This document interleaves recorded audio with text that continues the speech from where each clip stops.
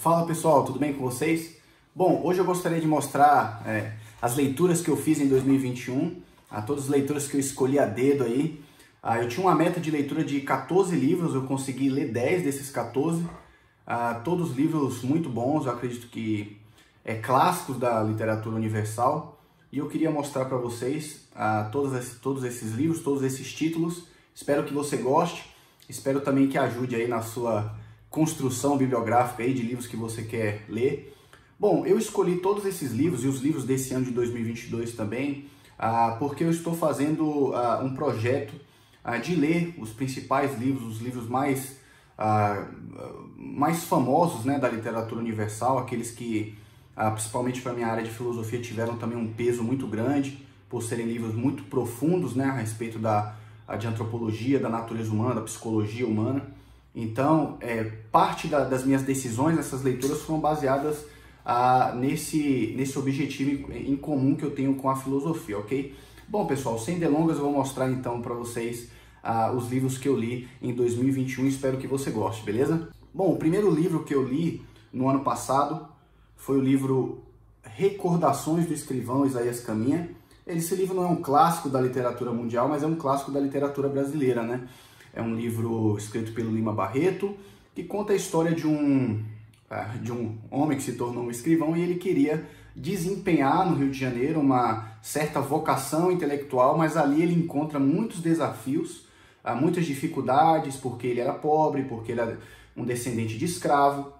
Então ele encontra ali no jornalismo do Rio de Janeiro muita sujeira, encontra, vamos dizer assim, corrupção, e ele vai pouco a pouco, né, vendo os seus sonhos, as suas ambições, vamos dizer assim, literárias e profissionais sendo esmagadas pelo contexto em que ele vivia ali. É um livro muito bom, né? Não vou comentar todo ele para também não estragar a sua leitura. É um livro muito bom e realmente vale muito a pena essa leitura, beleza? Bom, o segundo livro que eu li em 2021 foi um livro que eu vinha me arrastando há muito tempo para ler, né? Eu vi até uma produtora de conteúdo aqui, a Tatiana, bem conhecida no nosso meio, ela falando que ela tinha muita dificuldade também para terminar esse livro. É um livro realmente muito, vamos dizer, muito denso, uma leitura muito difícil, um português muito rebuscado, né? Eu estou falando de Os Sertões, né, do Euclides da Cunha. Fantástico, um livro fenomenal, né? O Euclides da Cunha aqui nesse livro, ele é um repórter, né? Ele está, vamos dizer assim, ele está cobrindo a guerra de Canudos e ele está demonstrando ali todo o acontecimento. Ele divide esse livro em 3 partes, né? Uma parte ele mostra a geografia, outra parte ele mostra, vamos dizer assim, a antropologia, né? Quem é o sertanejo, e depois ele entra mais especificamente nos personagens principais ali da Guerra de Canudos e também ali o contexto e o porquê da guerra. Esse livro é fenomenal, né? É um livro muito, muito bom, um dos melhores livros realmente que eu já li na minha vida, e embora tenha sido muito difícil terminá-lo, foi uma leitura que me agradou demais. Eu recomendo demais esse livro para você ler, beleza? Bom, o outro livro que eu li, que esse livro fenomenal, né? Difícil não colocar como uma das melhores leituras da minha vida, foi o clássico aqui da literatura russa e da literatura mundial, né? O Idiota, livro do Fyodor Dostoiévski, né? Um autor muito famoso, um dos maiores escritores da literatura russa, um dos maiores escritores da humanidade. O ano passado, na verdade, eu tinha um projeto de ler as principais obras do Dostoiévski, mas não consegui, 2021, né? E foi meu ano de literatura russa, né? Foi o ano que eu li bastante livros de autores russos, né? Na verdade, mas tentei ler bastante livros de autores russos e quero continuar esse ano também esse projeto de literatura russa. Então, esse livro aqui é um livro fenomenal, é um livro muito bom. Conta a história de um príncipe, né? É um título muito comum naquela época na Rússia, o príncipe Mitkin, e ele era uma pessoa que tinha alguns problemas de saúde. Ele tinha ataques epiléticos, ele tinha dificuldade na aprendizagem dele, ele era uma pessoa que tinha problemas, vamos dizer assim, problemas mentais, né? Então, a grande questão, a grande trama, na minha opinião, desse livro se eu pudesse resumir em uma frase, a bondade em meio à hostilidade, né? Pois ele, sendo uma pessoa boa, sendo uma pessoa inocente, uma pessoa muito inteligente, ele lida ali com muitas dificuldades, né, com vários dos vícios humanos, e ele consegue, vamos dizer assim, vencer todos esses males com muita beleza, né? E essa é a grande trama do livro até o fim do livro. Tem personagens fabulosos, personagens muito profundos, né? Você tem o Rogodin, que é um personagem muito interessante. Você tem a própria Natália, uma personagem muito poderosa também. Muitos personagens muito profundos e de uma riqueza muito grande a história, né? Eu estou tentando falar de maneira que eu também não corte aí a vontade que vocês têm de ler o livro, né? Então, é um livro muito grande também. Acho que foi um dos maiores livros que eu li no ano passado. Foi fenomenal, uma das melhores leituras que eu já fiz na minha vida. E eu indico, né? Tem muitas frases marcantes no livro também, só para você ter noção. Tudo isso aqui são marcações que eu fiz. Um livro muito bom, muito poderoso. Outro livro que eu li também, em sequência do Idiota, foi o clássico Crime e Castigo. Livro também do Dostoiévski, né? Uma das suas maiores obras também. São chamados os calhamaços, né? As grandes obras do Dostoiévski, por serem livros grandes e também por serem livros que foram eternizados aí na literatura universal, né? Bom, esse livro, né, como o título já sugere, é a história realmente de um personagem chamado Raskolnikov, um personagem que tinha alguns pensamentos peculiares aí a respeito da sua missão na Terra, do seu objetivo na Terra. Era um sujeitinho um pouco arrogante, ele tinha algumas manias de grandeza e ele acreditava que ele tinha um objetivo muito grande a ser realizado no mundo, e para isso ele não teria...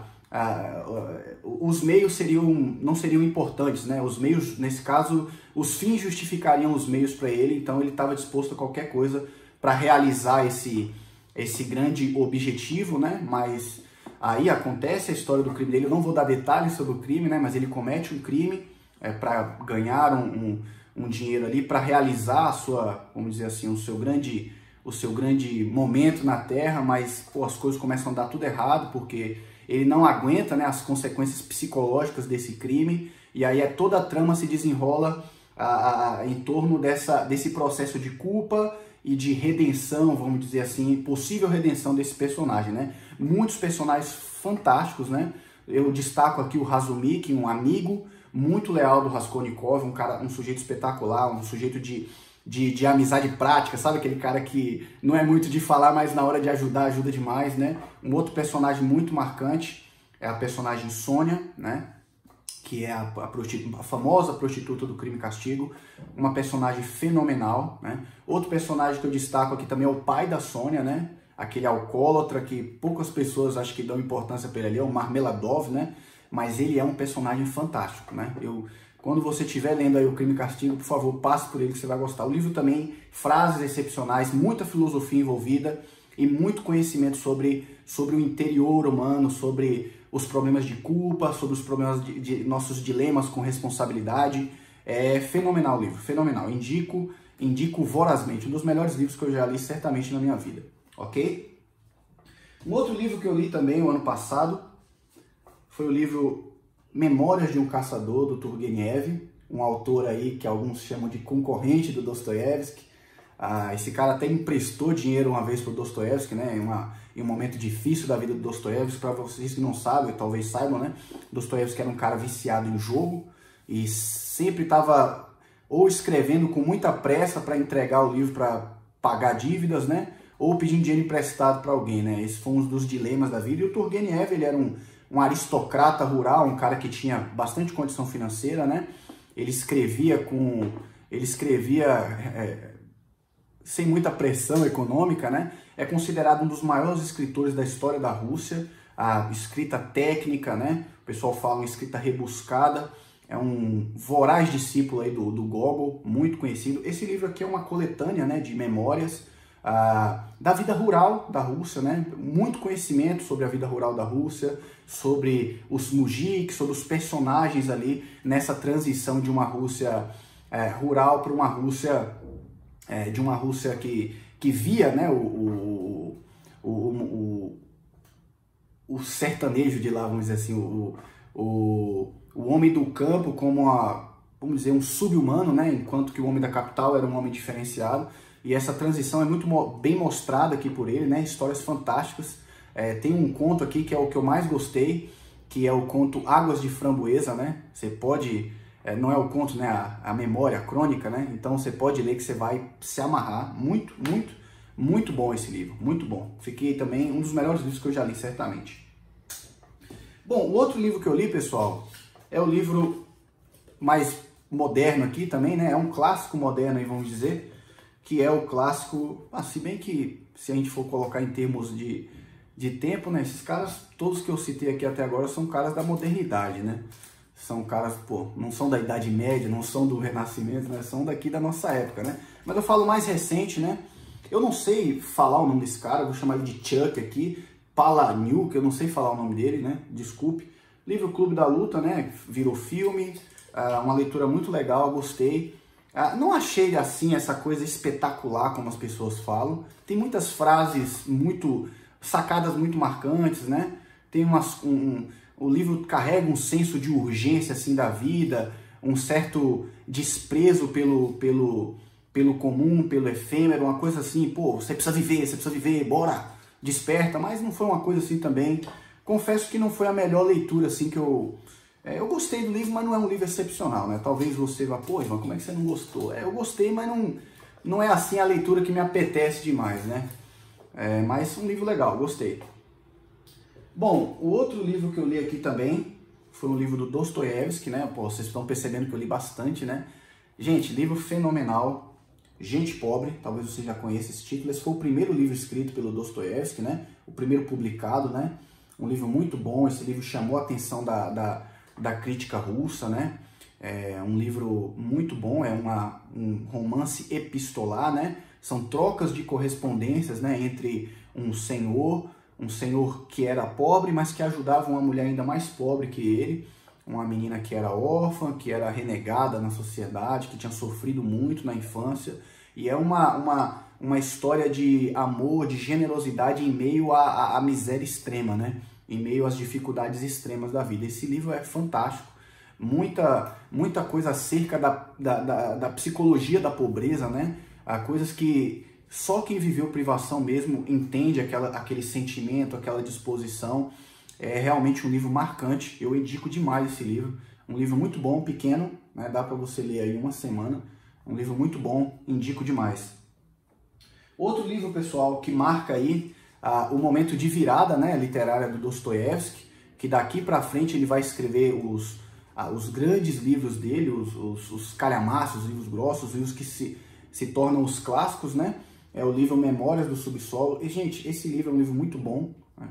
Esse livro tem um quê de autobiografia, é um livro muito, assim, vamos dizer, pesado, né? Pesado. Quem não tiver uma preparação, vamos dizer assim, uma espécie de, vamos dizer, imunidade contra uma perspectiva pessimista do mundo, é melhor até esperar um pouco para ler esse livro, né? Pois esse livro é um livro muito denso, muito pessimista, vamos dizer assim, mostra, vamos dizer, a decepção de um homem, né, diante do mundo, diante das pessoas, diante da vida, uma pessoa amarga escrevendo realmente, e uma pessoa que tem realmente uma visão, vamos dizer, realista / pessimista, porque eu acredito que em muitos momentos desse livro aqui, a visão realista não é realista, né? São fantasias banhadas pela maldade, vamos dizer assim, da cabeça do escritor, né? Claro que esse aqui é um momento muito difícil da vida do Dostoiévski, ele tinha perdido o irmão dele, tinha perdido a irmã também, perdido a esposa também, e ele está passando por um momento muito difícil. Eu acredito que ele escreve isso aqui com um coração muito amargo, mas é um livro realmente que mostra com certa nitidez assim, o que é estar no buraco, né? Os sentimentos de uma pessoa que está vivendo um momento muito amargo, muito difícil na sua vida. Mas eu indico a leitura, só que leia com bastante cuidado aí, né? Não querendo ser o seu protetor, mas é sempre bom ler essas literaturas com muita preparação, né? Bom, o outro livro que eu li... Bom, outro livro que eu li foi o livro Diário de um Homem Supérfluo, do Turgenev também. Livrinho pequeno, livro muito bom, né? Esse livro aqui são as memórias de um homem que está prestes a morrer. Ele começa a fazer uma reflexão da sua vida e ele começa a perceber como que ele era um merda, vamos dizer assim, né? Como ele era uma pessoa medíocre. E ele começa a descrever o porquê dele ser uma pessoa medíocre. E ele mostra as etapas da vida, os momentos marcantes da vida dele, como foram marcados por certa passividade, mediocridade, interesses pequenos. Ele não se considera uma pessoa acima da média, vamos dizer assim. E ele descreve por que ele não se sente essa pessoa. São então as memórias desse homem que se considera um homem supérfluo, um homem que não se apega a coisas, vamos dizer assim, a coisas profundas, as coisas de ordem superior, né?